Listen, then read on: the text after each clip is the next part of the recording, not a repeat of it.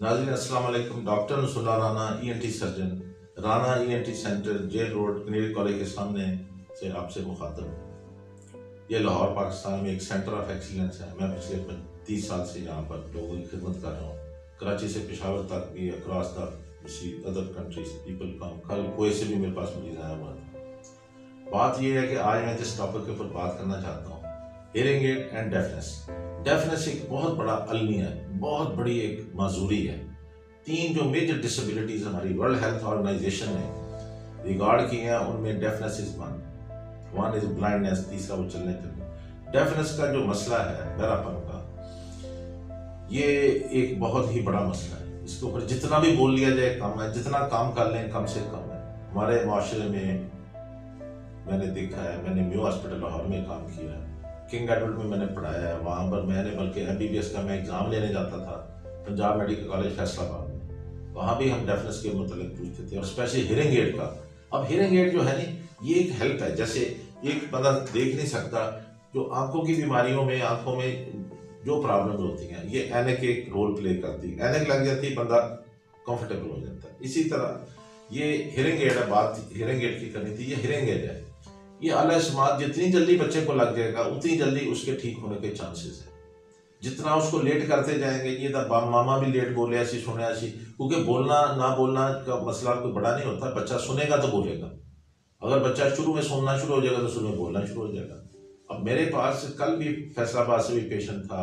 एक पेशेंट मेरे पास समुद्री से था, तीसरा गुजर खान से था, चौथा मेरे पास पेशावर से आया। अब वो अपने बच्चों को लेके आए, कोई 2 साल का था, कोई 5 साल का था, कोई 8 साल का। अब सारे कह रहे थे बच्चा जी ऐसी बड़ा बड़ा इलाज की था जी, बड़ी जगह धक्के खाते, उधर को गए, उधर को 10, फलाने को फूक मरवा ली, फलाने को लय कर लिया, फलाने दवाई देती। यार उनसे नहीं ठीक होता। असल ये है, पहले प्रॉपर असेसमेंट एंड एवेल्युएशन होनी चाहिए डेफनेस की, कि किस किस्म की है। उसकी पूरा एक सिस्टम है। जैसे हार्ट के लिए, अगर अल्लाह रहम करे किसी की छाती में दर्द होता है या बाजू में दर्द होता है, उसको सांस चढ़ता है, तो then he comes to the, ये मेरे बिल्कुल करीब है, ये जो राना ईएनटी सेंटर, इसके साथ ही PIC है, ये जे रोड पे कनेक्ट कॉलेज के साथ हार्ट के लोग आते हैं प्रॉब्लम के साथ, उनके मुख्तलिफ टेस्ट होते हैं। इसी तरह ये जो बहरापन है, ये भी बजाते खुद एक बहुत बड़ा अलमिया है, बहुत बड़ी एक बीमारी है। इसका ये इतना आसान काम नहीं है। सबसे पेचीदा चीज कान है, ये मैं आपको बताता हूँ बॉडी, और स्पेशली वो जो इनर ईयर है। कान के 3 हिस्से हैं, external ear, middle ear and inner ear. Inner ear में वो कॉकलिया जो आवाज को सुन के आगे भेजता है। ये मैं आपको मुश्किल सी बातें कर रहा हूँ, क्योंकि आम आवाम जो है वो नहीं समझ सकेंगे। बल्कि जो अंदर वाली मशीनरी कॉकलिया है, वो आवाज के लिए इम्पोर्टेंट होती है। उसके लिए सिंपल सा मैं यही कहूँगा, अगर बच्चा शुरू में रिस्पॉन्स नहीं करता, माँ बाप अलर्ट नहीं है, तो उनको अलर्ट होना चाहिए कि बच्चा रिस्पॉन्स नहीं करता। आजकल जो अच्छे एडवांस गायनी के हॉस्पिटल में डे 1 पे उनके कान टेस्ट हो जाते हैं बच्चे के, उसको वाला। लेकिन किसी ज़माने में जब मैंने पहली ENT कॉन्फ्रेंस, ये आप देख सकते हैं, पाकिस्तान में कराई, ज़ियाउल हक साहब को मैं बुला के लेके आया था। उन्होंने जोर है इसके ऊपर सबसे ज़्यादा दिया। उन्होंने कहा डॉक्टर साहब इसके ऊपर काम करें। मैंने कहा जी फिर आप प्लीज़ 4 सूबों में ENT डायग्नोस्टिक सेंटर के लिए CMLA, chief marshal administrator director issue कर दें। उन्होंने वो कर दिया 4 सूबाई गवर्नर्स को कि भाई कोयटा, पेशावर, कराची, लाहौर में ENT के सेंटर, जहां पर ऑडियोलॉजिस्ट की पोस्टें भी क्रिएट होगी। मैं उस वक्त म्यो में था। हमारा भी जो म्यो हॉस्पिटल आउटडोर में पहली दफा ENT डायग्नोस्टिक सेंटर बना, ऑडियोलॉजिस्ट की एक पोस्ट क्रिएट हुई जब मैं वहां मौजूद था। वहां पर फिर बच्चे आते थे, हम उनका प्रॉपरली, फिर ऑडियोलॉजिस्ट ने उसका कान को टेस्ट करना। अब ऑडियोलॉजिस्ट का काम है रेडियोलॉजिस्ट की तरह, जैसे पैथोलॉजिस्ट है तशखीस करनी। अब रेडियोलॉजिस्ट ने देखना कि ये चेस्ट में TB है कि नहीं है, बाजू टूटा हुआ है कि नहीं है, यानी। लेकिन आगे जो बाजू को ठीक करना वो ऑर्थोपेडिक सर्जन का काम है। इस तरह जो TB का अगर उसमें स्पॉट्स हैं, या लर्म के लंग्स में कैंसर की वजह से स्पॉट्स आ गए हैं, तो वो उसको ट्रीट करना फिर TB स्पेशलिस्ट का काम है। इसी तरह जब ये ऑडियोलॉजिस्ट जब टेस्ट करके ENT स्पेशलिस्ट की तरफ रेफर कर देते हैं कि जी आप जाएं, जाके जिन्होंने भेजा उनसे जाके आप मजीद देखें। अब ये आला लगाना करना, फिर इसका एक फॉलोअप है, तभी आला लोगों में इतना रचा बसा नहीं है कि वो लगा जिसे बाजार से गए जी शार भी तो लब देने जी आले, वो जी फलाने अनारकली बाजार से लब जाते ने, फलाने मेडिकल स्टोर से पहने।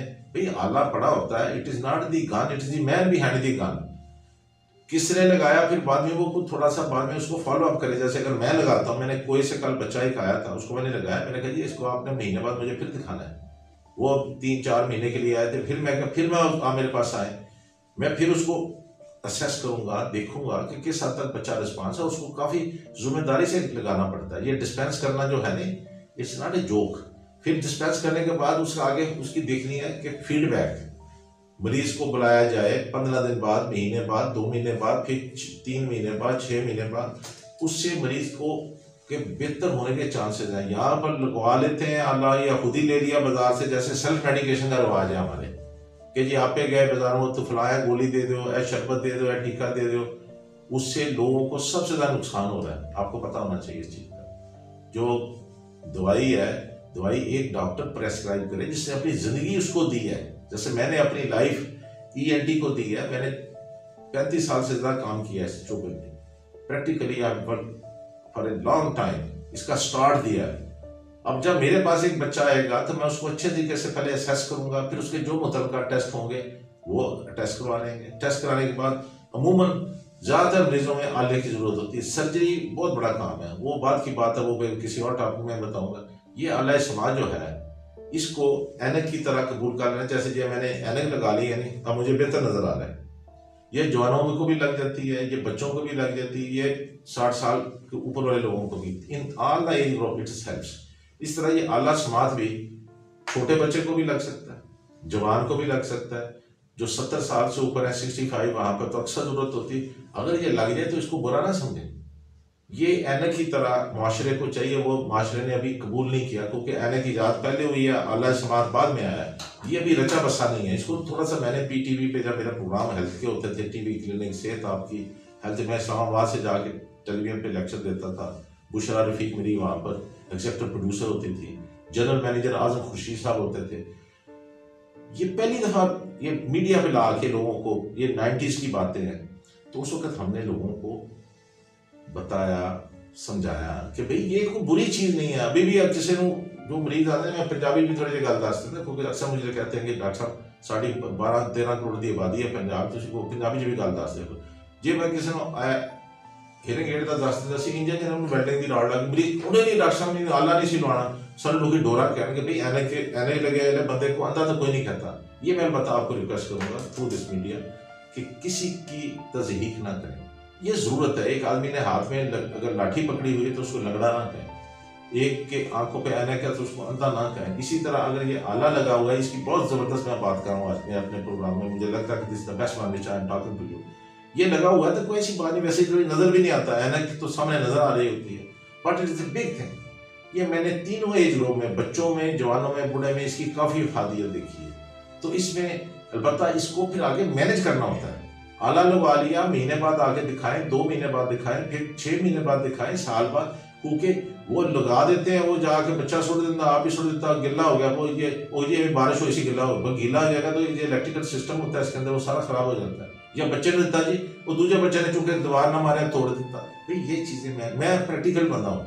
कल भी मेरे पास मरीज था, कोकाड़ा से था, एक नालापुर से था, उसको भी आप देख सकते हैं कि मैंने महीना पहले आला लगाया, अब महीने के बाद वो मुझे दिखाने आया, तो मैंने जब उससे सवाल किया, कहते डॉक्टर साहब भी बड़ी मुझे फर्क पड़ गया। ये आप उसकी बात सुन सकते हैं। कहाँ से आप आए? रिनाला, जो उकाड़ा के साथ है, 10 मील के पास है। कब आए थे पहले आप? 1 मंथ। मसला क्या था? कान का मसला था, सुनाई कम देता था। किस कान में से? इस कान में से। पढ़ते हैं आप? यस। किस क्लास में पढ़ते हैं? मैं सेकंड ईयर। ये फिर मैंने आपको आला लगा दिया, अब आप दोबारा दिखाने आए, तो अब आप फील करते हैं कि ये महीने डेढ़ काफी बेहतर हो। कितनी देर लगाते हैं अभी आला? ये तकरीबन घंटा।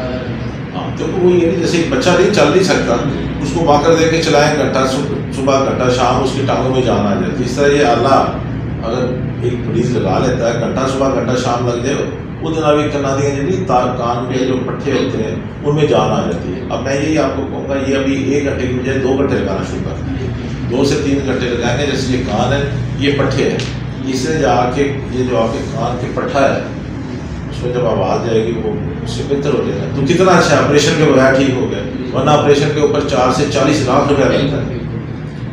लाखों रुपए की गई। और दूसरा ये है कि ये कोई मसला नहीं, और लाहौर से कितनी दूर 80 मील बन जाता है आपका, नारापुर से आप। हाँ, तो ये अल्लाह ताला की मेहरबानी से, ये मैं इसलिए आपसे पूछ रहा हूँ कि ये अगर लोगों को बात समझ लग जाएगी, जो डरे हुए होते हैं कि जी आले का पता नहीं क्या हो जाएगा, उनको मेरी तरफ से ये पैगाम जा रहा है कि जैसे ये लड़का आया था मेरे पास महीना पहले नारापुर से, इसका सुनने का मसला था, मैंने ये मशीन से चेक किया, देखा इसको ज़रूरत थी। जैसे डॉक्टर आंखों वाला होता है, उसके पास मरीज आता है जी मेरी सच्ची आँख तो नज़र नहीं आ रहा, या दोनों, तो डॉक्टर कहता है तो एने ना मरीज ठीक हो जाता है। तो यह जी चीज़ है नहीं, ये आला समात, ये छोटा जहा होता है, कंन चला के दिखाओ।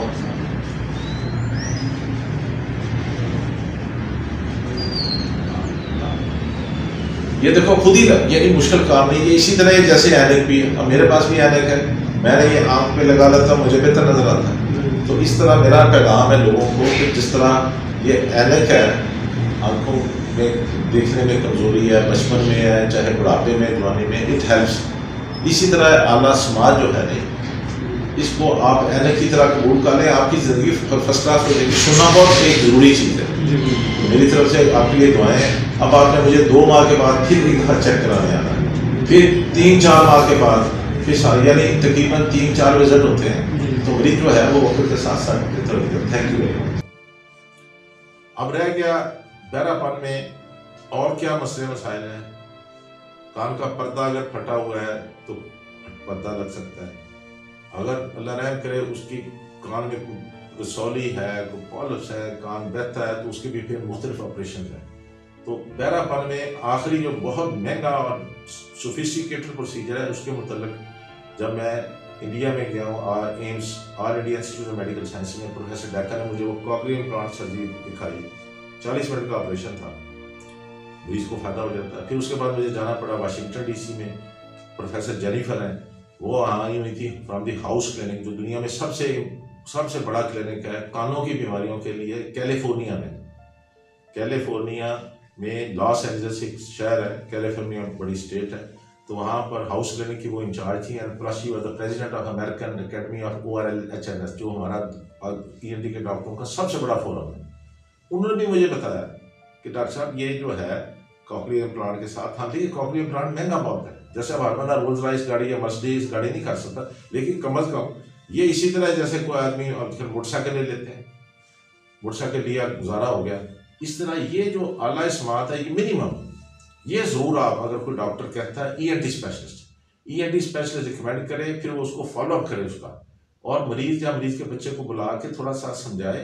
गाइडेंस की बड़ी ज़रूरत होती है। बेचारे गांव से आते हैं, अपने दादन खान से कल बंदा एक आया हुआ था, एक बंदा खानेवाल से था, दूसरा शहजाद कोट है सिंध से, वहाँ से आया हुआ था, कंद कोट से आया हुआ था। मकसद मेरा कहने का कि बेचारे वो तो चलते हैं नहीं, तो चलो जी बच्चा साढ़ा है, क्योंकि चाय जो कल मेरे पास पिंड दादन खान से बंदा आया था, कहते जी मेरे 4 बच्चे ने, 3 बच्चे ठीक ठाक ने, एक ही जगह टूटा ही करता रहता, तो साढ़े वास्ते तो 3 बच्चों की जगह ठीक होना वो कोई एडी खुशी की गल नहीं। जरा एक जरा बच्चा नहीं सुन सकता, वो साढ़े वास्ते एक मतलब परेशानी का बायस है।